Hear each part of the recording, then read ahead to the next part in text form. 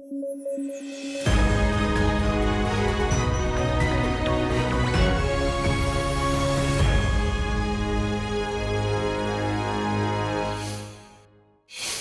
शुरू करें।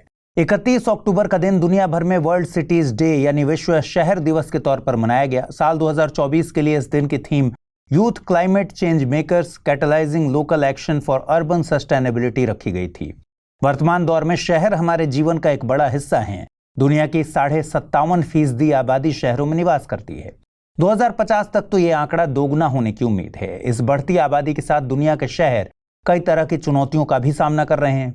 यूएन के मुताबिक इसमें सबसे बड़ी चुनौती है जलवायु परिवर्तन। हालांकि सतत विकास लक्ष्यों ने इसमें कुछ सुधार किया है, लेकिन गरीबी, असमानता और पर्यावरण की खराब कंडीशन जैसी चुनौतियां लगातार बनी हुई हैं। ग्लोबल साउथ में तो तेज होते शहरीकरण के चलते अवसंरचना के स्तर पर कई चुनौतियां मौजूद हैं। यहाँ के शहर आवास की कमी, साफ पानी और साफ सफाई की कमी जैसी चुनौतियों का सामना कर रहे हैं। ग्लोबल साउथ में आमतौर पर वे देश शामिल होते हैं जिन्हें विकासशील देशों की श्रेणी में रखा जाता है। ये देश आमतौर पर दुनिया के सदर्न हेमिस्फेयर यानी दक्षिणी गोलार्ध में स्थित हैं। ये देश एशिया, अफ्रीका और लैटिन अमेरिका से ताल्लुक रखते हैं।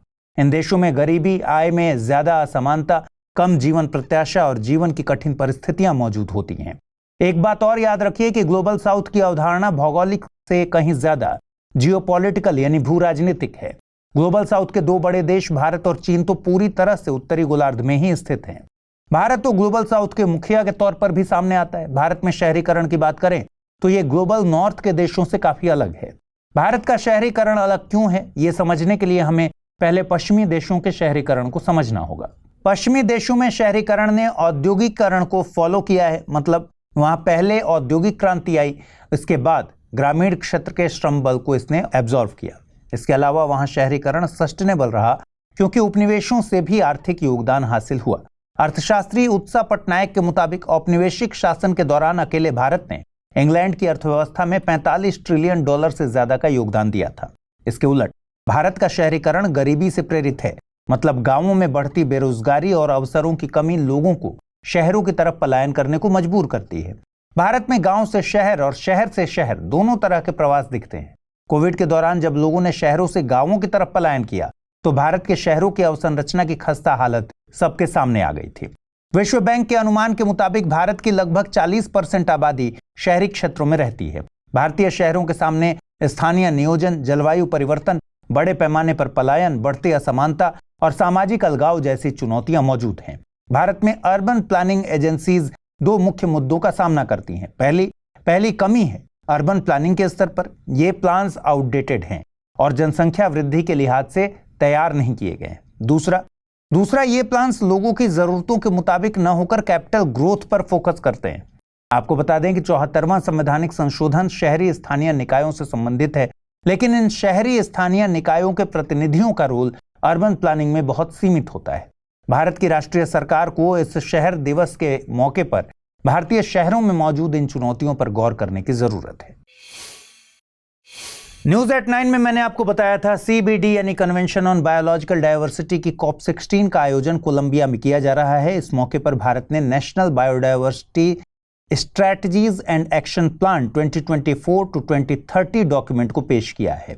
ये document road map for achieving the Kunming Montreal global biodiversity framework KMGBF targets and release of India's updated NBSAP नाम के इवेंट के दौरान लॉन्च किया गया था।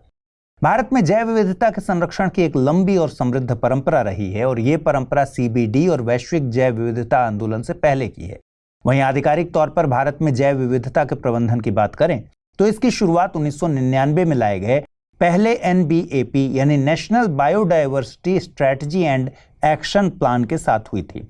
इसके बाद 2008 में भारत का NBAP आया, जिसे 2014 में आईची टारगेट्स के हिसाब से संशोधित किया गया। वर्तमान NBAP कुनमिंग मॉन्ट्रियल वैश्विक जैव विविधता ढांचे के मुताबिक है। इसमें 23 राष्ट्रीय जैव विविधता लक्ष्य तय किए गए हैं।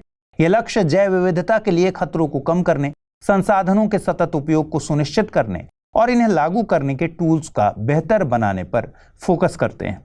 हर लक्ष्य पारिस्थितिकी तंत्र के लचीलेपन, प्रजातियों की रिकवरी, सतत विकास की प्रथाओं को बढ़ावा देने के मकसद से काम करने वाली विशिष्ट रणनीतियों से जुड़ा है।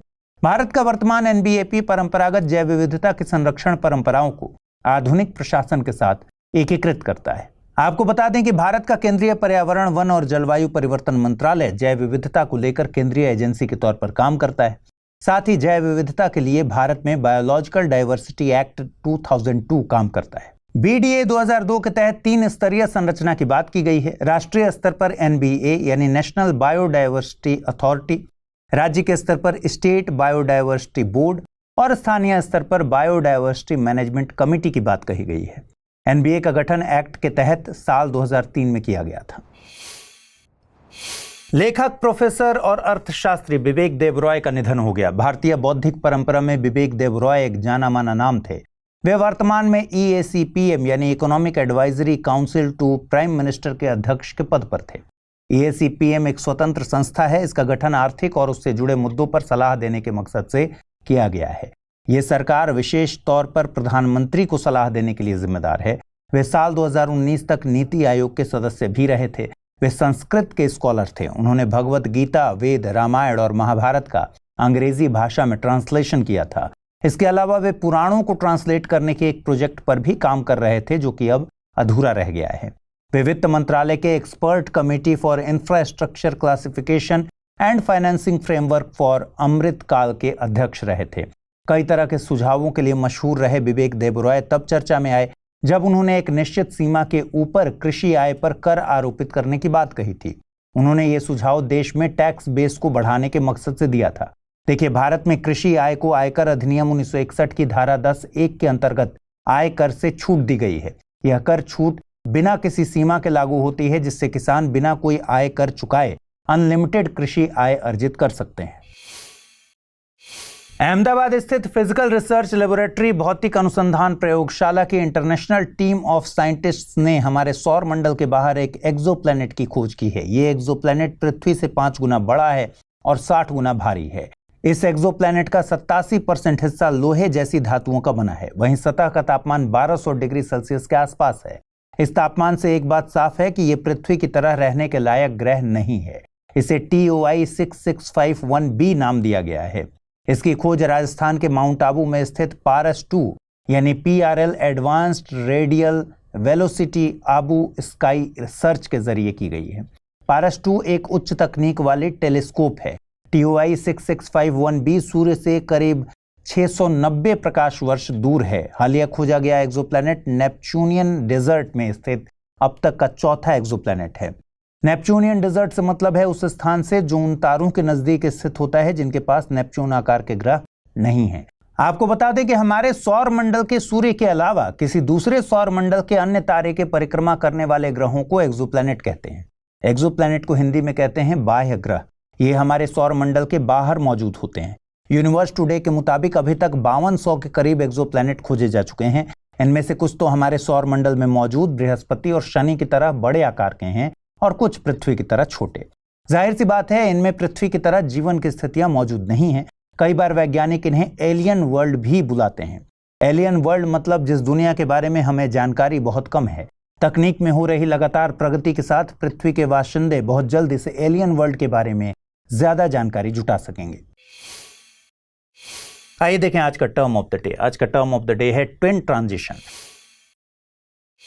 ट्विन ट्रांजिशन में माना जाता है कि तकनीक और डेटा का प्रयोग करके सतत विकास किया जा सकता है। इस अप्रोच में डिजिटाइजेशन और सस्टेनेबिलिटी को अलग अलग नहीं देखा जाता, बल्कि इन्हें साथ में लाकर सतत विकास के लक्ष्य को पूरा किया जा सकता है। ट्विन ट्रांजिशन अप्रोच का सबसे बेहतर उदाहरण कोविड के दौर में रिमोट वर्किंग का चलन था। इससे ट्रांसपोर्टेशन के कम होने से प्रदूषण में कमी आई, तो वहीं इसे संभव बनाया डिजिटल अवसंरचना ने। बिना इंटरनेट के रिमोट वर्किंग जैसी संकल्पना कभी भी साकार नहीं हो पाती। पहला सवाल है, भौतिक अनुसंधान प्रयोगशाला कहाँ स्थित है? अहमदाबाद, रायपुर, नागपुर या फिर बेंगलुरु? अगला प्रश्न है, विवेक देबरॉय का संबंध किस क्षेत्र से था? साहित्य, अर्थशास्त्र, शिक्षा या फिर उपर्युक्त सभी? आइए देखिए, पिछले बुलेटिन में आपसे कौन से सवाल पूछे गए थे, उनके सही जवाब क्या है। पहला प्रश्न था, निम्नलिखित में से कौन सी भाषा को भारत में शास्त्रीय भाषा का दर्जा हासिल नहीं है? संस्कृत, पाली, तमिल या फिर मैथिली? सही जवाब है विकल्प डी यानी मैथिली। अगला प्रश्न था, बांधवगढ़ टाइगर रिजर्व स्थित है उत्तर प्रदेश, मध्य प्रदेश, कर्नाटक या फिर गुजरात? सही जवाब है मध्य प्रदेश यानी विकल्प बी। क्या आपके मन में कंफ्यूजन है कि आईएएस प्रिपरेशन को कैसे डेस्टिनेशन तक पहुंचाएं? तो जुड़िए UPSC IAS prelims to interview यानी P2I बैच से, जिसमें आपके हर प्रॉब्लम का सॉल्यूशन है मौजूद। आप गांव में हैं या शहर में, कोई टेंशन नहीं, क्योंकि इस बैच में आपको मिलेंगी 1000+ आवर्स की लाइव ऑनलाइन कक्षाएं। और आपको पढ़ते समय कोई कॉन्सेप्ट समझ नहीं आ रहा तो भी कोई बात नहीं, मेंटोरशिप प्रोग्राम का लाभ उठाइए और अपने मेंटोर से अपनी उलझन का समाधान पाइए। क्या मैं तैयार हूं? यदि इस सवाल का नहीं मिल रहा जवाब तो टेस्ट सीरीज का मिलेगा फायदा। हर एक टेस्ट से तैयार होगा आपकी सफलता का ब्रिज। ऐसे और भी कई फीचर्स हैं इस कोर्स में जिससे आपको हासिल होगी जीएस में महारत। सो जस्ट गो अहेड, आज ही जुड़िए हमसे, अमृत लाइव कोड का यूज कीजिए और एडमिशन लीजिए, करिए अपने सपने को साकार। यूएसए में आज 47वें राष्ट्रपति के लिए वोटिंग की जा रही है। यूएसए के राष्ट्रपति को दुनिया का सबसे ताकतवर राष्ट्राध्यक्ष माना जाता है, इसलिए इस चुनाव पर दुनिया भर की नजरें टिकी हुई हैं। इस चुनाव में चाहे जो भी पार्टी जीते, रिजल्ट ऐतिहासिक साबित होगा। रिपब्लिकन पार्टी से यूएसए के पूर्व राष्ट्रपति डोनाल्ड ट्रंप अपना तीसरा चुनाव लड़ रहे हैं। अगर वे चुनाव जीतते हैं तो 131 सालों में कमबैक करने वाले पहले पूर्व राष्ट्रपति होंगे। 1893 में ग्रोवर क्लीवलैंड एक चुनाव हारने के बाद चुनाव जीतने वाले पहले पूर्व राष्ट्रपति बने थे।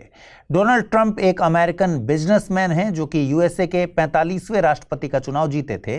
वहीं 46वें राष्ट्रपति चुनावों में वे डेमोक्रेटिक पार्टी के जो बाइडेन से हार गए थे। जो बाइडेन यूएसए के 46वें राष्ट्रपति हैं। 47वें राष्ट्रपति चुनावों में डेमोक्रेटिक पार्टी की तरफ से कमला हैरिस रेस में हैं।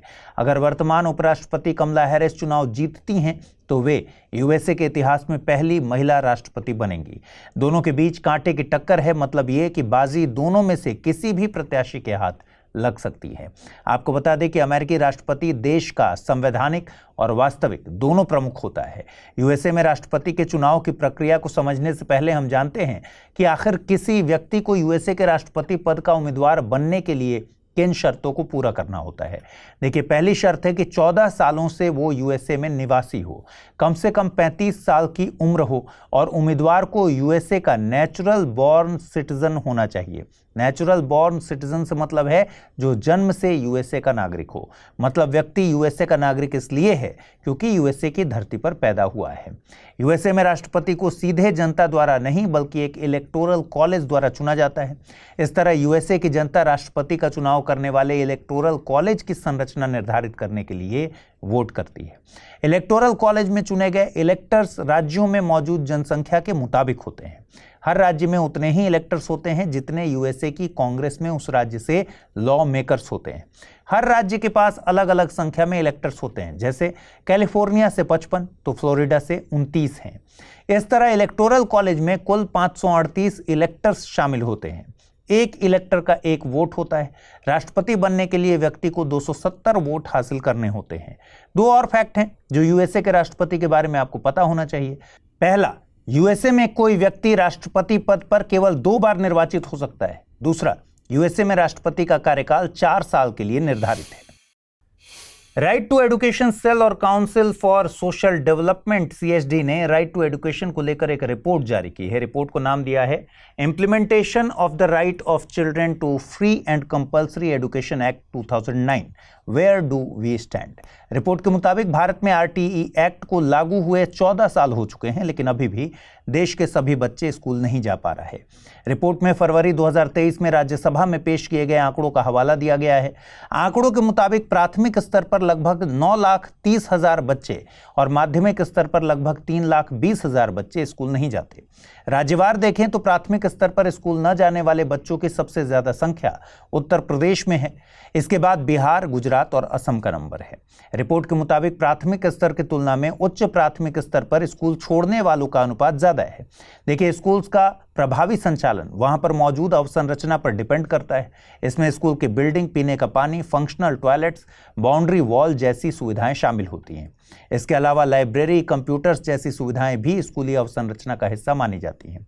RTE एक्ट स्कूल्स में इन सुविधाओं की जरूरत की बात करता है, लेकिन इतने साल बीत जाने के बाद भी ये मानदंड कई स्कूल्स पूरे नहीं करते। कई स्कूल्स में ये सुविधाएं मौजूद तो हैं, लेकिन इनकी कार्यक्षमता पर एक बड़ा सवाल खड़ा है। रिपोर्ट के मुताबिक अवसंरचना की जरूरतें प्राइवेट स्कूल्स भी पूरी नहीं कर पा रहे। इसके चलते 2015 से 2018 के बीच तकरीबन 2469 स्कूल्स बंद हो गए। इसके अलावा 13,546 प्राइवेट स्कूल्स को बंद करने के लिए नोटिस भी दिया गया है। साथ ही स्कूल्स में टीचर्स की संख्या में वृद्धि तो हुई है, लेकिन अभी भी 7.4 लाख पदों पर शिक्षकों की कमी दर्ज की गई है। रिपोर्ट में शिक्षा पर होने वाले सरकारी खर्च को लेकर भी चौंकाने वाले आंकड़े हैं। 2007-8 में केंद्र और राज्य सरकारों का संयुक्त खर्च जीडीपी का 3.7% था।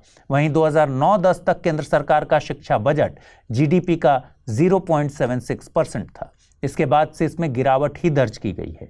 2021-22 तक केंद्र का खर्च जीडीपी का 0.34% रह गया और 2024-25 के लिए ये 0.37% है। जबकि कोठारी आयोग के अनुसार शिक्षा पर जीडीपी का खर्च 6% तक होना चाहिए। आपको बता दें कि प्रोफेसर डीएस कोठारी की अध्यक्षता में 1964 में एक शिक्षा आयोग गठित किया गया था। इस कमीशन ने अपनी रिपोर्ट साल 1966 में सौंपी। इसे ही कोठारी आयोग के नाम से जानते हैं। सुप्रीम कोर्ट ने निजी संपत्ति को लेकर एक बड़ा फैसला सुनाया है। यह फैसला सुप्रीम कोर्ट की 9 जजेस की एक बेंच ने सुनाया, जिसकी अध्यक्षता सीजेआई डीवाई चंद्रचूड़ कर रहे थे। फैसले के मुताबिक संविधान के अनुच्छेद 39B के मुताबिक किसी व्यक्ति के मालिकाना हक वाली हर निजी संपत्ति को समुदाय का भौतिक संसाधन या कम्युनिटी रिसोर्स नहीं माना जा सकता।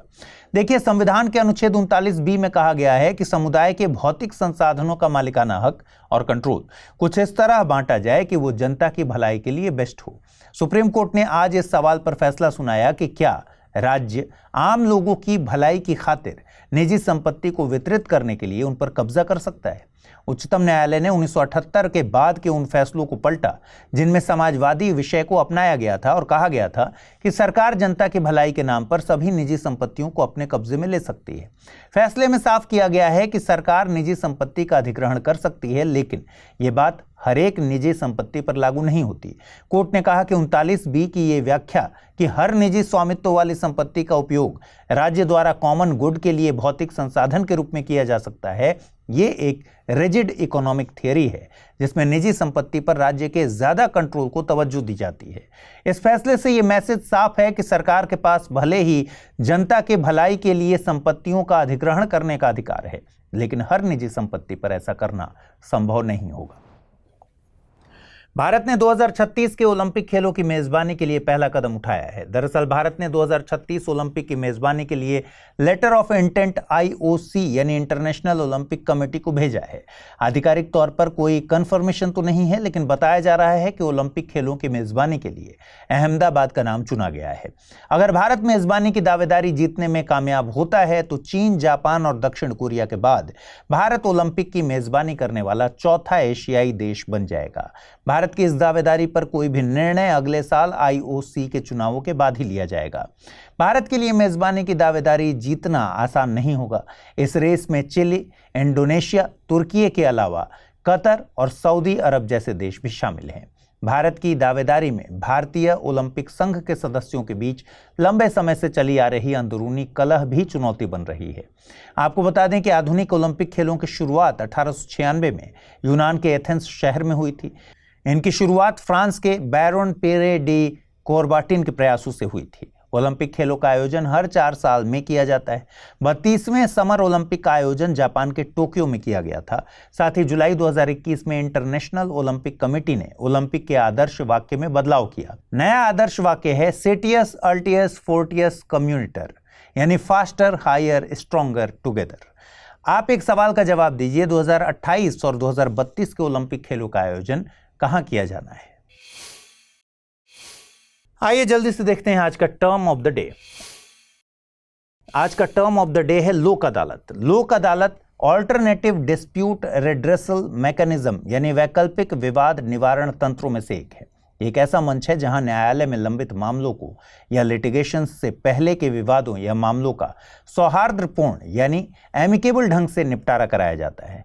लोक अदालतों को लीगल सर्विसेज अथॉरिटीज एक्ट 1987 के तहत सांविधिक दर्जा दिया गया है। इस एक्ट के मुताबिक लोक अदालतों द्वारा दिया गया निर्णय सिविल कोर्ट के आदेश की तरह होता है और यह अंतिम होता है, साथ ही सभी पक्षों पर बाध्यकारी होता है। इस आदेश के खिलाफ किसी भी न्यायालय में अपील नहीं की जा सकती। इसका मतलब क्या हुआ? मतलब ये कि अगर पार्टीज लोक अदालत के फैसले से खुश नहीं है तो वे इस फैसले के खिलाफ किसी कोर्ट में याचिका दायर नहीं कर सकते, लेकिन अपने राइट टू लिटिगेट का इस्तेमाल करते हुए मामले को फिर से एप्रोप्रिएट कोर्ट में ले जाकर याचिका दायर कर सकते हैं। लोक अदालत में पार्टीज को कोई फीस भी पे नहीं करनी होती। साथ ही अगर किसी कोर्ट में लंबित मामले को लोक अदालत में ले जाया जा रहा है तो पहले पे की गई फी को भी रिफंड कर दिया जाता है। पहला सवाल, कोठारी आयोग संबंधित है शिक्षा से, पत्रकारिता से, स्वास्थ्य से या फिर स्थानीय निकाय से? अगला प्रश्न है, गरुण शक्ति सैन्य अभ्यास किन दो देशों के बीच आयोजित किया जाता है? Bharat USA, Bharat Indonesia, Bharat France या फिर भारत वियतनाम? आइए देखें पिछले बुलेटिन में मैंने आपसे कौन से सवाल पूछे थे, उनके सही जवाब क्या हैं। पहला प्रश्न है, भौतिक अनुसंधान प्रयोगशाला कहाँ स्थित है? अहमदाबाद, रायपुर, नागपुर या फिर बेंगलुरु? सही जवाब है ऑप्शन ए यानी अहमदाबाद। और अगला प्रश्न, विवेक देबरॉय का संबंध किस क्षेत्र से था? साहित्य, अर्थशास्त्र, शिक्षा या फिर उपर्युक्त सभी? और सही जवाब है विकल्प डी यानी उपर्युक्त सभी। क्या आपके मन में कंफ्यूजन है कि आईएएस प्रिपरेशन को कैसे डेस्टिनेशन तक पहुंचाएं? तो जुड़िए UPSC IAS prelims to interview यानी P2I बैच से, जिसमें आपके हर प्रॉब्लम का सॉल्यूशन है मौजूद। आप गांव में हैं या शहर में, कोई टेंशन नहीं, क्योंकि इस बैच में आपको मिलेंगी 1000+ आवर्स की लाइव ऑनलाइन कक्षाएं। और आपको पढ़ते समय कोई कॉन्सेप्ट समझ नहीं आ रहा तो भी कोई बात नहीं, मेंटोरशिप प्रोग्राम का लाभ उठाइए और अपने मेंटोर से अपनी उलझन का समाधान पाइए। क्या मैं तैयार हूं? यदि इस सवाल का नहीं मिल रहा जवाब तो टेस्ट सीरीज का मिलेगा फायदा। हर एक टेस्ट से तैयार होगा आपकी सफलता का ब्रिज। ऐसे और भी कई फीचर्स हैं इस कोर्स में जिससे आपको हासिल होगी जीएस में महारत। सो जस्ट गो अहेड, आज ही जुड़िए हमसे, अमृत लाइव कोड का यूज कीजिए और एडमिशन लीजिए, करिए अपने सपने को साकार। I want to thank the American people of the extraordinary honor of being elected your 47th president and your 45th president. I will be fighting for you with every breath of my body. I will not rest until we have delivered the strong, safe and prosperous America that our children deserve and that you deserve. अपनी speech के साथ Donald Trump ने दुनिया के सबसे ताकतवर देश माने जाने वाले यूएसए के राष्ट्रपति पद पर जीत की घोषणा की है। जी हां, यूएसए के 47वें राष्ट्रपति चुनाव में डोनाल्ड ट्रंप ने बाजी मार ली। यूएसए में जीत के लिए डोनाल्ड ट्रंप को मैजिक नंबर 270 का आंकड़ा हासिल करना था और उन्होंने इस मैजिक नंबर को पार कर लिया है। उनकी जीत तय होते ही भारतीय प्रधानमंत्री नरेंद्र मोदी ने उन्हें बधाई दी, साथ ही भारत और यूएसए के बीच वैश्विक साझेदारी को दोहराया है। ट्रंप की जीत ने यूएसए में एक इतिहास भी रचा है। वे 120 सालों में पहले ऐसे राष्ट्रपति बने हैं जो अपने पहले कार्यकाल के बाद सत्ता से बाहर होने के बाद कम बैक कर रहे हैं। गौरतलब है कि ट्रंप यूएसए के 45वें राष्ट्रपति के पद पर काबिज रह चुके हैं। यूएसए के चुनावों में अबॉर्शन, इमिग्रेशन, नस्ल, जेंडर और डेमोग्राफी से जुड़े कई मुद्दे हावी थे, लेकिन ट्रंप की जीत में कुछ अलग ही मुद्दों ने योगदान दिया। इनमें वोटर्स की खुद की फाइनेंशियल कंडीशन और देश की अर्थव्यवस्था पर गहराते संकट के बादलों के चलते लोगों ने बदलाव को चुना। लगभग आधे मतदाताओं ने माना कि वे 4 साल पहले की तुलना में आर्थिक रूप से बदतर स्थिति में हैं। कुल मिलाकर यूएसए की जनता एक ऐसे व्यक्ति को चुनना चाहती थी जो या तो लीड करने में सक्षम हो या देश में जरूरी बदलाव ला सके। डेमोक्रेटिक पार्टी के जो बाइडेन से असंतुष्ट जनता ने ट्रंप को देश में एक बदलाव के तौर पर चुना है। हाल ही में जम्मू कश्मीर विधानसभा ने एक प्रस्ताव पारित किया है जिसमें जम्मू कश्मीर को फिर से स्पेशल स्टेटस का दर्जा देने की मांग की गई है। प्रस्ताव में यह भी मांग की गई है कि भारत सरकार जल्द से जल्द जम्मू कश्मीर के निर्वाचित प्रतिनिधियों के साथ बातचीत शुरू करे ताकि स्पेशल स्टेटस से रिलेटेड प्रावधानों को बहाल किया जा सके। चलिए समझते हैं कि स्पेशल स्टेटस क्या है और जम्मू कश्मीर विधानसभा इसकी मांग क्यों कर रही है। भारत के आज़ाद होने के बाद जम्मू कश्मीर के महाराजा हरि सिंह ने यह तय किया था कि जम्मू कश्मीर भारत या पाकिस्तान में शामिल नहीं होगा बल्कि स्वतंत्र रहेगा।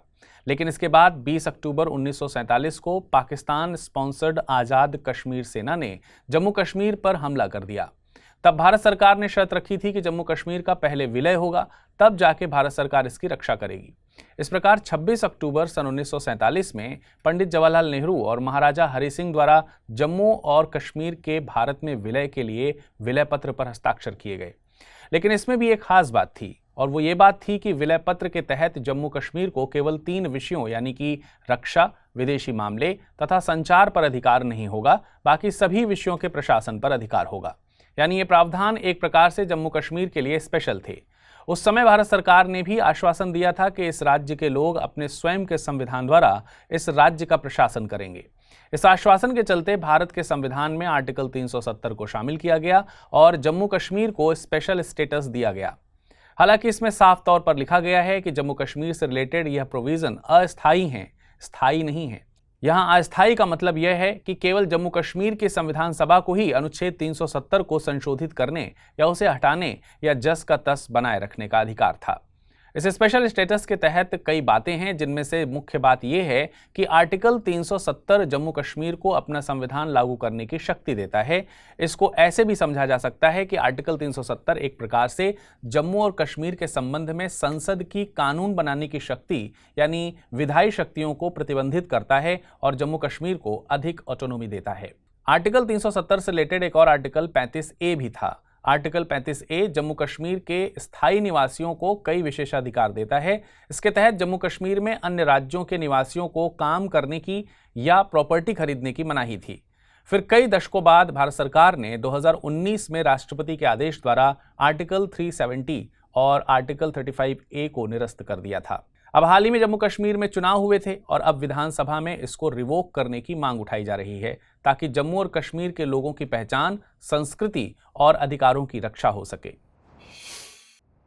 WHO ने हाल ही में रिसर्च पेपर पब्लिश किया है जिसमें 17 पैथोजेंस की पहचान की गई है। ये वो पैथोजेंस हैं जो लोगों के बीच बीमारियां फैलाने के लिए जिम्मेदार हैं। इन्हीं पैथोजेंस को वैक्सीन के विकास के लिए टॉप प्रायोरिटीज पर रखा गया है। ये वैश्विक स्तर पर क्षेत्रीय और वैश्विक स्वास्थ्य प्रभाव के आधार पर स्थानिक पैथोजेंस को प्राथमिकता देने के लिए किया गया पहला वैश्विक प्रयास है। रिपोर्ट में वैक्सीन के लिए लंबे समय से दी जा रही प्राथमिकता में 3 बीमारियों के नामों को फिर से कंफर्म किया गया है। इसमें HIV, मलेरिया और TB का नाम शामिल है। ये तीनों बीमारियां मिलकर हर साल तकरीबन 2.5 मिलियन मौतों के लिए जिम्मेदार हैं। इस लिस्ट में ग्रुप A स्ट्रेप्टोकोकस को भी शामिल किया गया है जो निम्न आय वाले देशों में 2,80,000 मौतों के लिए जिम्मेदार है। इसके अलावा इस लिस्ट में क्लेब्सिएला निमोनिया नाम के बैक्टीरिया को भी जगह दी गई है। इसके चलते निम्न आय वाले देशों में 40% नवजात बच्चों की मौत होती है। इस पेपर में हर किसी को हर जगह वैक्सीन से सुरक्षित करने की बात कही गई है जिससे दुनिया का बचाव गंभीर बीमारियों से हो सके। देखिए, अंग्रेजी भाषा में एक कहावत है कि prevention is better than cure, मतलब इलाज से बेहतर है रोकथाम। वैक्सीन हमारे शरीर में गंभीर बीमारियों के लिए रोकथाम का ही काम करती है। इसके लिए हमें पता होना चाहिए कि वैक्सीन हमारी बॉडी में काम कैसे करती है। कोई भी पैथोजन जैसे वायरस, बैक्टीरिया, पैरासाइट या फंगस जो भी हमारी बॉडी में बीमारी फैलाने के लिए जिम्मेदार हैं, ये कई सब पार्ट्स से मिलकर बने होते हैं और इन्हें एंटीजन कहते हैं। ऐसे ही ये एंटीजन हमारी बॉडी पर अटैक करते हैं और हमारा शरीर एंटीबॉडी के जरिए इनका मुकाबला करता है। ये एंटीबॉडी हमारे शरीर में सोल्जर्स की तरह काम करते हैं। हर एंटीजन के लिए एक स्पेसिफिक एंटीबॉडी हमारा शरीर रिलीज करता है। अब इसमें वैक्सीन का क्या रोल है? वैक्सीन को बीमारी फैलाने वाले पैथोजेंस के जरिए ही तैयार किया जाता है, तो वैक्सीन हमारी बॉडी में एंटीजन प्रोड्यूस करके बॉडी को पर्टिकुलर एंटीबॉडी बनाना सिखा देती है। वैक्सीन्स में पैथोजेंस का जो वर्जन डाला जाता है वो हमारी बॉडी को नुकसान नहीं पहुंचाता। छठ महापर्व का एक अमर गीत केलवा के पात पर उगेलन सूरजमल झांके उके जैसे ही सुनाई देता है, शारदा सिन्हा की सुरमई आवाज हमारे कानों में गूंज उठती है। यह गीत छठ की आस्था और पवित्रता का प्रतीक बन चुका है और हर साल इस महापर्व पर उनकी आवाज घर घर में सुनाई देती है। शारदा सिन्हा के गीतों में छठ की भक्ति, बिहार की मिट्टी की खुशबू और लोक परंपराओं का अनोखा संगम देखने को मिलता है। शारदा सिन्हा, जिन्हें बिहार कोकिला और बेगम अख्तर ऑफ मिथिला के नाम से भी जाना जाता है, उन्होंने अपने गीतों से मगही, मैथिली और भोजपुरी भाषाओं को जीवंत किया। इनकी आवाज ने इन लोकगीतों को एक नई पहचान दी और इनकी गायकी ने लोगों के दिलों में ऐसी जगह बनाई कि छठ पर्व का जिक्र होते ही सबसे पहले उनका नाम और उनकी आवाज ही याद आती है। 72 वर्ष की उम्र में इस महान लोक गायिका ने दुनिया को अलविदा कह दिया, लेकिन उनकी आवाज और उनके गीत हमेशा हमारे साथ रहेंगे। पद्म भूषण से सम्मानित शारदा सिन्हा ने लोकगीतों के माध्यम से भारतीय संस्कृति को जिस तरह से सजीव रखा, वह उनके योगदान को अमर बनाता है। शारदा सिन्हा ने अपने गीतों के माध्यम से ये साबित कर दिया कि लोकगीत सिर्फ गीत नहीं होते, वे भावनाओं और संस्कृति के वाहक होते हैं। उनकी आवाज हमेशा हमें छठ की रौनक, बिहार की संस्कृति और लोक धुनों की मिठास की याद दिलाती रहेगी। शारदा सिन्हा का जन्म साल 1953 में बिहार के सुपौल के हुलास गांव में हुआ था। उनके पिता बिहार सरकार के शिक्षा विभाग में अधिकारी थे। उन्होंने उनमें गायकी के गुण देखने के बाद उसे सींचने का फैसला किया। उनके पिता सुखदेव ठाकुर ने दूरदर्शिता दिखाते हुए उन्हें नृत्य और संगीत की शिक्षा दिलवानी शुरू कर दी थी और घर पर ही एक शिक्षक आकर शारदा सिन्हा को शास्त्रीय संगीत की शिक्षा देने लगे थे। शारदा सिन्हा ने सुगम संगीत की हर विधा में गायन किया। इसमें गीत, भजन, गजल सब शामिल थे, लेकिन इसमें लोक संगीत गाना काफी चुनौतीपूर्ण लगा और धीरे धीरे वो इसमें विभिन्न प्रयोग करने लगीं। शारदा सिन्हा को शास्त्रीय संगीत की शिक्षा पंचगछिया घराने के प्रख्यात ख्याल गायक पंडित रघु झा से मिली थी। उन्हें राष्ट्रीय देवी अहिल्या सम्मान, बिहार कला पुरस्कार, बिहार रत्न, भोजपुरी रत्न, मिथिला विभूति सम्मान से भी सम्मानित किया गया था। वे लंबे समय से मल्टीपल मायलोमा की बीमारी से जूझ रही थीं। मल्टीपल मायलोमा एक रेयर ब्लड कैंसर है जिसमें प्लाज्मा सेल्स प्रभावित होती हैं। Plasma cells white blood cells होती हैं। ये हमारे शरीर के इम्यून सिस्टम यानी तंत्रिका तंत्र का हिस्सा होती हैं। प्लाज्मा कोशिकाएं एंटीबॉडी बनाती हैं। इम्यूनोग्लोबुलिन नाम का ये एंटीबॉडी इन्फेक्शन से लड़ने में मदद करता है। जब किसी व्यक्ति को मल्टीपल मायलोमा होता है तो healthy plasma cells abnormal cells में बदल जाती हैं। साथ ही ये एक असामान्य एंटीबॉडी बनाती हैं जिसे एम प्रोटीन कहा जाता है। इस बदलाव से शरीर के कई अंग मसलन बोन्स, किडनी प्रभावित होते हैं और शरीर की रेड और वाइट ब्लड सेल्स बनने की क्षमता प्रभावित होती है। चलिए, अब वक्त हो चला है आज के टर्म ऑफ द डे देखने का। आज का टर्म ऑफ द डे है एक्सिस ऑफ इविल्स। इस टर्म को यूएसए के पूर्व राष्ट्रपति जॉर्ज बुश ने कॉइन किया था। उन्होंने एक्सिस ऑफ इविल में ईरान, इराक और उत्तर कोरिया को शामिल किया था। इसका मतलब उन देशों के समूह से था जो अपने कामों से दुनिया के लिए खतरा माने जाते थे। इसके बाद यूएसए के कुछ राजनेताओं ने इसमें रूस और चीन को भी शामिल कर दिया और इसे नाम दिया न्यू एक्सिस ऑफ इविल। अंतर्राष्ट्रीय मामलों के जानकार कहते हैं कि इसमें शामिल सभी देशों का नेचर बहुत अलग है, लेकिन इन सब का मकसद वैश्विक राजनीति में यूएस की सत्ता को चुनौती देना है।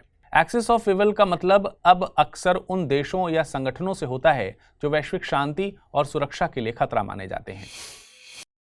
पहला प्रश्न है, बिहार कोकिला के नाम से मशहूर रही शारदा सिन्हा का जन्म हुआ था पश्चिमी चंपारण, पटना, सुपौल या फिर सीतामढ़ी। अगला प्रश्न है, यूएसए के 47वें राष्ट्रपति चुनाव में डोनाल्ड ट्रंप ने किसे हराकर जीत दर्ज की है? जो बाइडेन, कमला हैरिस, माइक रोजर्स या फिर इनमें में से कोई नहीं। अब आइए नजर डालते हैं पिछले बुलेटिन में क्या प्रश्न पूछे गए थे और जानते हैं उनके सही उत्तर। पहला प्रश्न था, कोठारी आयोग संबंधित है शिक्षा, पत्रकारिता, स्वास्थ्य या फिर स्थानीय निकाय से। इसका सही जवाब है विकल्प ए यानी शिक्षा। अगला प्रश्न था, गरुण शक्ति सैन्य अभ्यास किन दो देशों के बीच आयोजित किया जाता है? Bharat USA, Bharat Indonesia, Bharat France या फिर भारत वियतनाम। इसका सही जवाब है विकल्प बी यानी भारत इंडोनेशिया। क्या आपके मन में कंफ्यूजन है कि आईएएस प्रिपरेशन को कैसे डेस्टिनेशन तक पहुंचाएं? तो जुड़िए UPSC IAS prelims to interview यानी P2I बैच से, जिसमें आपके हर प्रॉब्लम का सॉल्यूशन है मौजूद। आप गांव में हैं या शहर में, कोई टेंशन नहीं, क्योंकि इस बैच में आपको मिलेंगी 1000+ आवर्स की लाइव ऑनलाइन कक्षाएं। और आपको पढ़ते समय कोई कॉन्सेप्ट समझ नहीं आ रहा तो भी कोई बात नहीं, मेंटोरशिप प्रोग्राम का लाभ उठाइए और अपने मेंटोर से अपनी उलझन का समाधान पाइए। क्या मैं तैयार हूं? यदि इस सवाल का नहीं मिल रहा जवाब तो टेस्ट सीरीज का मिलेगा फायदा। हर एक टेस्ट से तैयार होगा आपकी सफलता का ब्रिज। ऐसे और भी कई फीचर्स हैं इस कोर्स में जिससे आपको हासिल होगी जीएस में महारत। सो जस्ट गो अहेड, आज ही जुड़िए हमसे, अमृत लाइव कोड का यूज कीजिए और एडमिशन लीजिए, करिए अपने सपने को साकार। 7 नवंबर को महान स्वतंत्रता सेनानी बिपिन चंद्र पाल की जयंती मनाई जाती है। बिपिन चंद्र पाल का जन्म 1858 में सिलहट जिले में हुआ था, जो कि वर्तमान बांग्लादेश का हिस्सा है। उन्हें क्रांतिकारी विचारों के जनक के तौर पर जाना जाता है। साथ ही उनकी प्रसिद्धि एक महान नेता, शिक्षक, पत्रकार और लेखक के तौर पर भी रही। उनका नाम भारतीय स्वतंत्रता के क्रांतिकारियों में अहम है। 1905 में हुए बंगाल विभाजन के वे धुर विरोधी थे। उन्हें 1908 में गिरफ्तार किया गया क्योंकि उन्होंने वंदे मातरम षड्यंत्र केस में अरविंद घोष के खिलाफ सबूत देने से इनकार कर दिया था। वो गरम दल के 3 प्रमुख नेताओं लाल, बाल और पाल में से एक थे। लाला लाजपत राय, बाल गंगाधर तिलक और बिपिन चंद्र पाल को सम्मिलित तौर पर लाल, बाल, पाल के नाम से जाना जाता है। उन्होंने अपनी लेखनी के जरिए स्वदेशी और स्वराज को बढ़ावा दिया। उन्होंने देश की स्वतंत्रता में गरम दल की विचारधारा के साथ अहम योगदान दिया। वे बाल गंगाधर तिलक के हिंदू राष्ट्रवाद से सहमत नहीं थे। बिपिन चंद्र पाल का राष्ट्रवाद का विचार समग्र देशभक्ति पर आधारित था। वो राष्ट्रवाद में समाज के हर एक वर्ग को शामिल करने की वकालत करते थे। उनके मुताबिक एक समावेशी राष्ट्रवाद ही भारत जैसे विविधता वाले देश के लिए सही है। वे उग्र राष्ट्रवाद के उस विचार के समर्थक थे जिसमें विदेशी उत्पादों का बहिष्कार और विदेशी दुकानों के खिलाफ हड़ताल करने जैसे तरीकों का प्रचार किया जाता था। 1920 के असहयोग आंदोलन में उन्होंने गांधी जी का इस आधार पर विरोध किया था क्योंकि उसमें स्वशासन की बात नहीं थी। इंग्लैंड की यात्रा के दौरान उन्होंने एक नया राजनीतिक विचार एम्पायर आइडिया पेश किया था। इसमें उन्होंने ब्रिटिश एम्पायर को पुनर्गठित करने की बात कही थी, जिसमें भारत समेत इंग्लैंड के सभी उपनिवेश स्वतंत्र और बराबरी के सहयोगी के तौर पर शासित किए जाएं। साल 1920 के बाद वे राष्ट्रीय राजनीति से दूर हो गए। उन्होंने बंगाली साप्ताहिक पत्रिका पारिदर्शक शुरू की थी। इसके अलावा उन्होंने साप्ताहिक जर्नल न्यू इंडिया भी शुरू किया था। उन्होंने राष्ट्रवादी डेली पेपर वंदे मातरम शुरू किया था। इस खबर की महत्ता को समझने के लिए 2018 में यूपीएससी द्वारा पूछे गए प्रश्न पर गौर करिए। प्रश्न पूछा गया था कि उन्होंने मैजनी, गैरिबाल्डी, शिवाजी तथा श्री कृष्ण की जीवनी लिखी। वे अमेरिका में कुछ समय के लिए रहे। वे केंद्रीय सभा के सदस्य भी निर्वाचित हुए थे। वे थे अरविंद घोष, विपिन चंद्र पाल, लाला लाजपत राय या फिर मोतीलाल नेहरू। और प्रश्न का सही जवाब था लाला लाजपत राय, यानी विकल्प सी। अब अगर कोई पढ़ने में अच्छा है तो उसके परिवार की आर्थिक स्थिति उसे अच्छे उच्च संस्थान में शिक्षा हासिल करने में रोड़ा नहीं बनेगी। दरअसल केंद्र सरकार एक नई योजना लेकर आई है। यूनियन कैबिनेट ने पीएम विद्या लक्ष्मी योजना को मंजूरी दी है। 2024-25 से 2030-31 के बीच इस योजना का बजट 3600 करोड़ रुपए का रखा गया है। ये योजना उच्च शिक्षा में विद्यार्थियों को वित्तीय सहायता मुहैया कराने के मकसद से लाई गई है। पीएम विद्या लक्ष्मी योजना को नई शिक्षा नीति 2020 के तहत लाया गया है। इसमें ऐसे मेधावी छात्र जो वित्तीय समस्या के चलते उच्च शिक्षा में दाखिला नहीं ले पाते, उनकी वित्तीय समस्या को दूर किया जाएगा। योजना के तहत कोई भी विद्यार्थी जो क्वालिटी हायर एजुकेशन इंस्टीट्यूट में एडमिशन लेता है, उसे कोलैटरल फ्री और गारंटर फ्री लोन मुहैया कराया जाएगा। ये लोन बैंक और वित्तीय संस्थानों के जरिए पूरी तरह से डिजिटल प्रक्रिया से मुहैया कराया जाएगा। अगर संस्थानों की बात करें तो विद्यार्थी ने हायर स्टडी के लिए जिस भी इंस्टीट्यूट में एडमिशन लिया है, उसकी NIRF रैंकिंग ऑल इंडिया 100 और स्टेट में 200 या इसके भीतर रैंक होनी चाहिए। इसमें निजी और सरकारी दोनों तरह के इंस्टीट्यूट शामिल होंगे। ये लिस्ट हर साल NIRF द्वारा जारी रैंकिंग से अपडेट की जाएगी। योजना के तहत 7.5 लाख रुपए तक के लिए 75% तक की क्रेडिट गारंटी सरकार मुहैया कराएगी। इसके अलावा ऐसे विद्यार्थी जिनकी पारिवारिक आय 8 लाख रुपए तक है और उन्हें सरकार के किसी स्कॉलरशिप योजना का लाभ नहीं मिलता, उन्हें 10 लाख रुपए तक के लोन पर 3% ब्याज सब्सिडी दी जाएगी। ये ब्याज सब्सिडी हर साल 1 लाख विद्यार्थियों को दी जाएगी। इसके अलावा सरकारी संस्थानों में एडमिशन लेने वाले विद्यार्थियों को प्राथमिकता दी जाएगी। डिपार्टमेंट ऑफ हायर एजुकेशन ने विद्यार्थियों के लोन के लिए पीएम विद्या लक्ष्मी के नाम से एक पोर्टल भी लॉन्च किया है। इस पोर्टल के जरिए विद्यार्थी लोन के लिए आसानी से अप्लाई कर सकेंगे। उत्तर प्रदेश महिला आयोग ने महिलाओं को पुरुषों की बुरी नजर से बचाने के लिए एक अचूक समाधान दिया है। दरअसल यूपी के महिला आयोग ने कहा है कि पुरुषों को न तो महिलाओं के कपड़े सिलने चाहिए और न ही उनका हेयर कट करना चाहिए। उत्तर प्रदेश महिला आयोग में चेयरपर्सन के पद पर हैं बबीता चौहान। उन्होंने एक बैठक में इस प्रस्ताव को आगे बढ़ाया और बैठक में शामिल हुए आयोग के अन्य सदस्यों ने इस प्रस्ताव को समर्थन दिया। आयोग के एक सदस्य का मानना है कि इस पेशे में शामिल पुरुषों की वजह से महिलाओं के साथ छेड़छाड़ होती है, क्योंकि वे महिलाओं के साथ बैड टच की कोशिश करते हैं। आयोग के मुताबिक अभी यह सिर्फ एक प्रस्ताव है। महिला आयोग बाद में राज्य सरकार से इस संबंध में कानून बनाने की गुजारिश भी करेगा। देखिए, भले ही यूपी का महिला आयोग ऐसे प्रस्ताव ला रहा है, लेकिन हकीकत है कि किसी प्रोफेशन से किसी जेंडर को प्रतिबंधित करके महिला सुरक्षा की बातें बचकानी लगती हैं। एक समावेशी और हर जेंडर के लिए सुरक्षित समाज बनाने के लिए हमें हर काम में हर जेंडर को बराबरी का हक देना होगा। आज जब हम महिलाओं को फाइटर प्लेन उड़ाने का मौका दे रहे हैं, तब पुरुषों को उनके लिए कपड़े सिलने से रोकना या महिलाओं के अन्य कामों को केवल महिलाओं द्वारा ही करने देना पुरुषों के लिए महिलाओं को और एलियन बना देगा। एक सुरक्षित और समावेशी समाज का आधार बराबरी से तय होता है।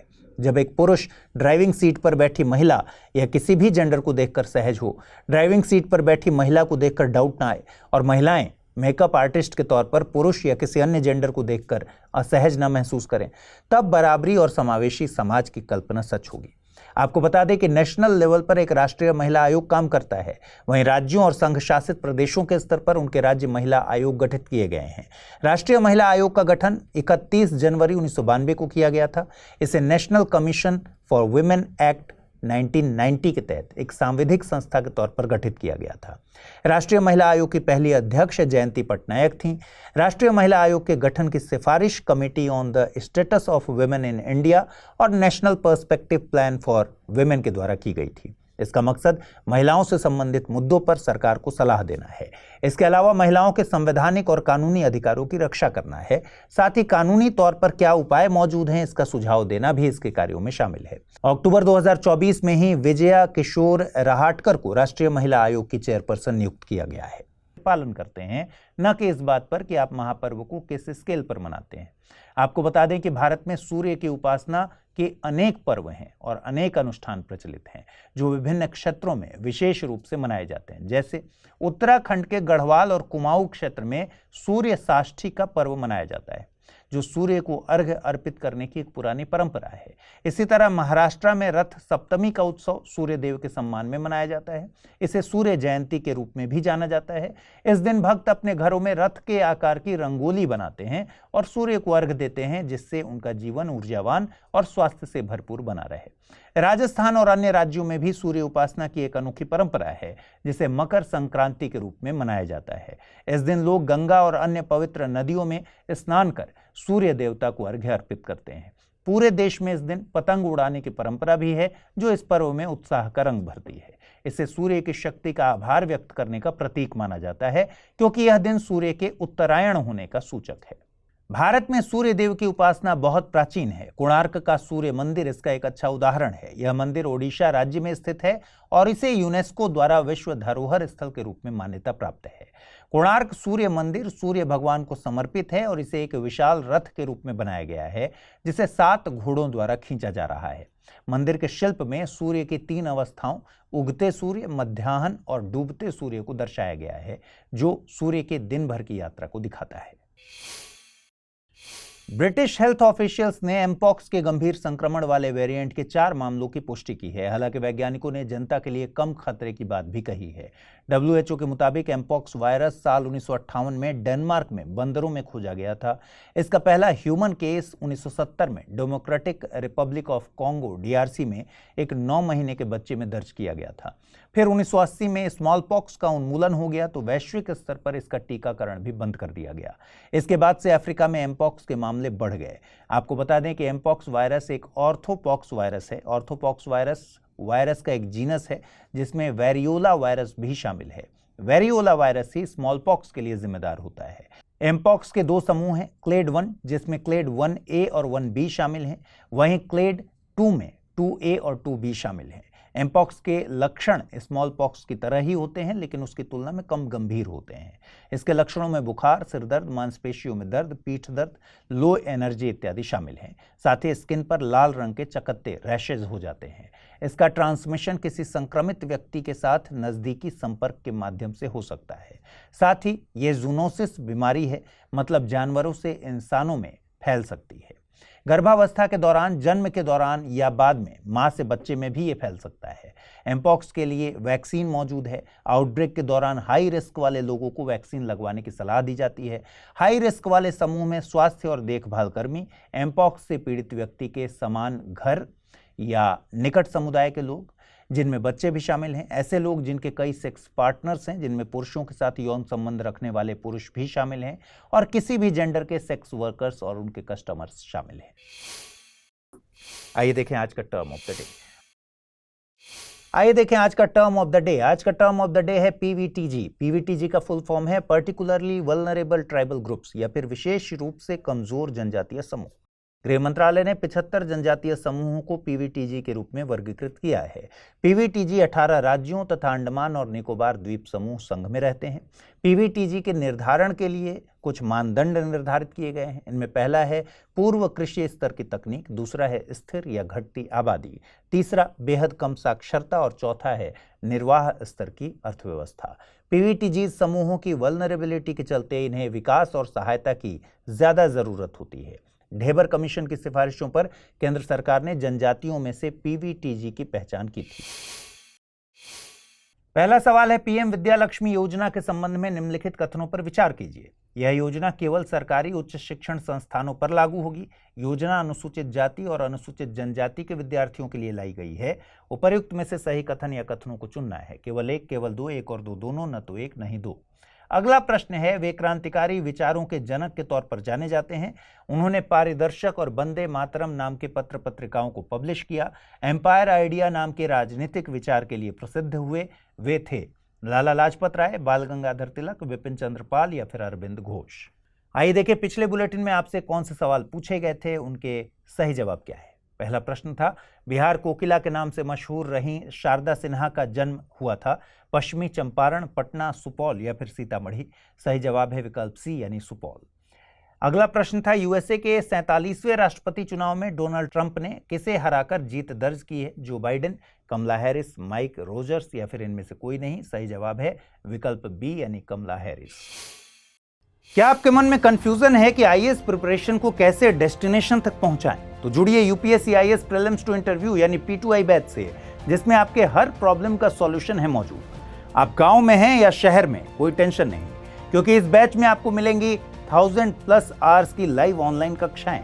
और आपको पढ़ते समय कोई कॉन्सेप्ट समझ नहीं आ रहा तो भी कोई बात नहीं, मेंटोरशिप प्रोग्राम का लाभ उठाइए और अपने मेंटोर से अपनी उलझन का समाधान पाइए। क्या मैं तैयार हूं? यदि इस सवाल का नहीं मिल रहा जवाब तो टेस्ट सीरीज का मिलेगा फायदा।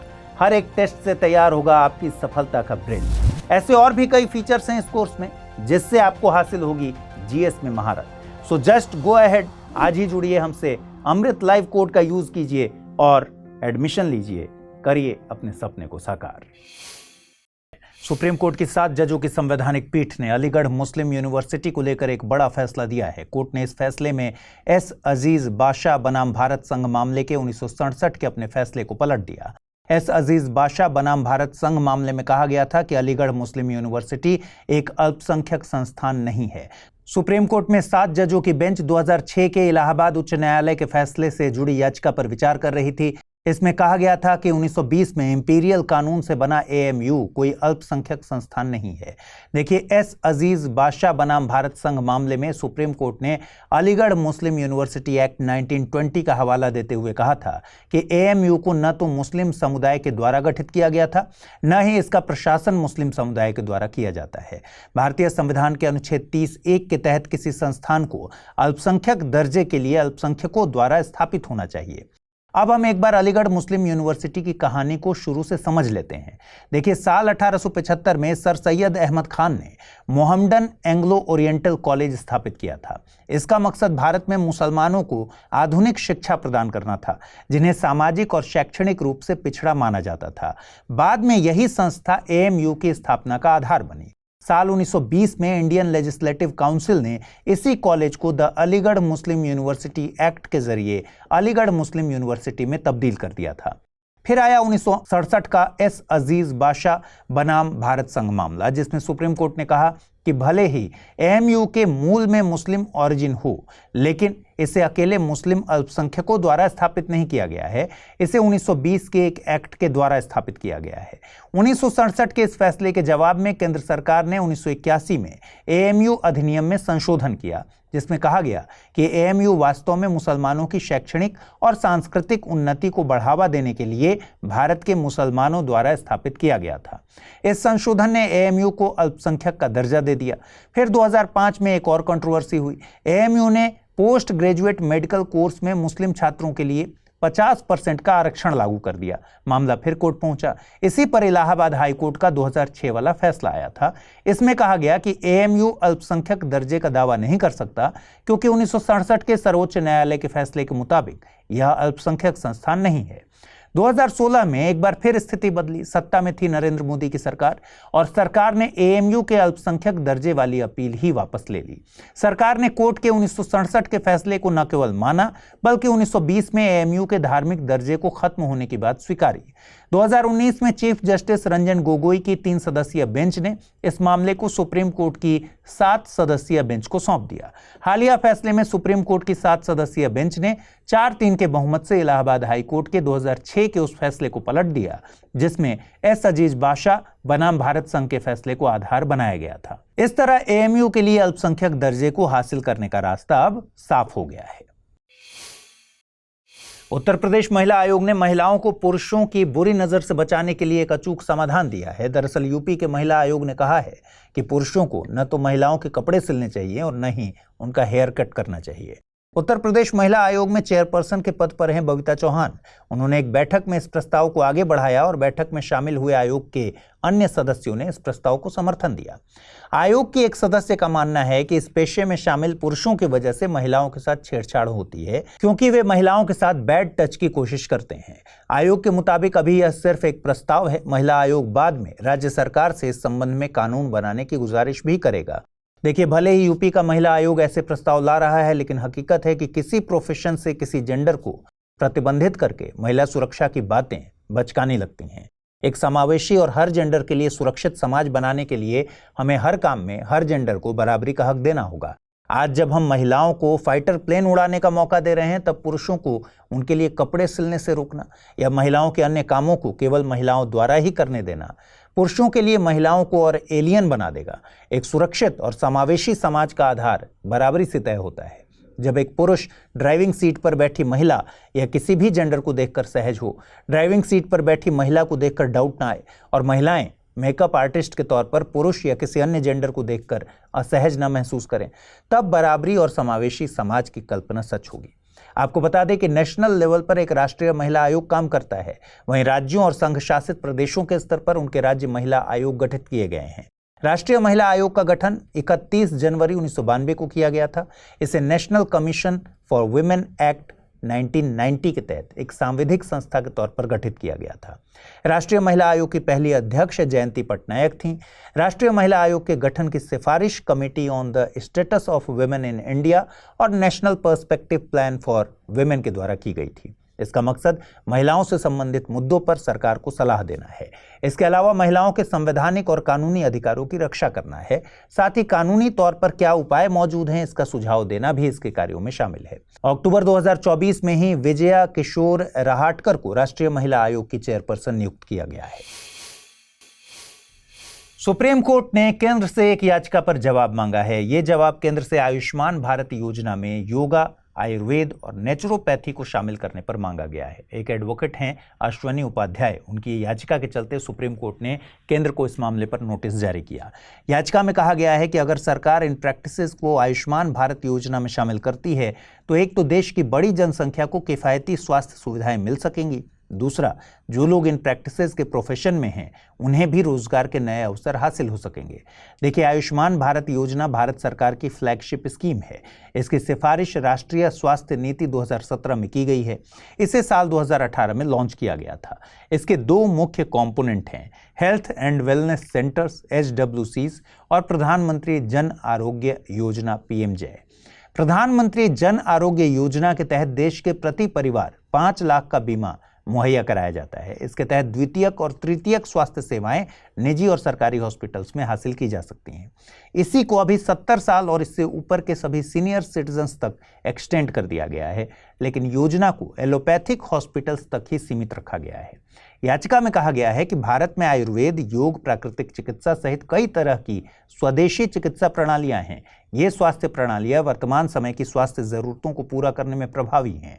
इन स्वास्थ्य प्रणालियों वाले हॉस्पिटल्स तक भी योजना को लागू करने की मांग की गई है। आपको बता दें कि योग एक प्राचीन शारीरिक, मानसिक और आध्यात्मिक प्रैक्टिस है। इसकी उत्पत्ति भारत में ही हुई थी।